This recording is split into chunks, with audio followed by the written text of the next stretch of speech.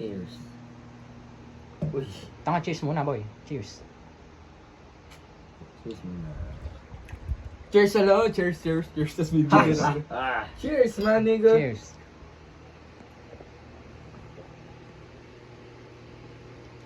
Eto.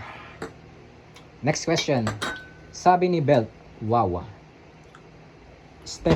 Ande. Come on, bro. Sit. This is a serious question. Sabi ni Mommy Bear, Stefano, may gusto kay Ria Vlogs? Pedophile? What? Hell no! Totoo yun? Why would you fuck a fucking 9-year-old girl, bruh? No. Hindi, sa TikTok kasi meron kasing clip eh. Si Stefano, hinilikan si Ria Vlogs. Pero AI lang yun. Oh, hell no. Why would you kiss a child, bruh?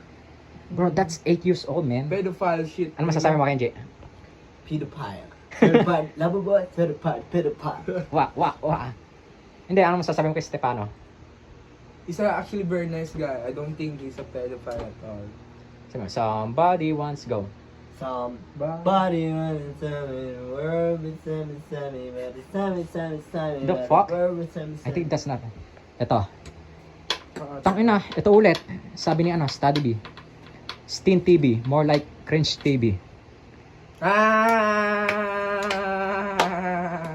Tapos si Kenji, ang reaction niya, parang masasaktan siya. Ito.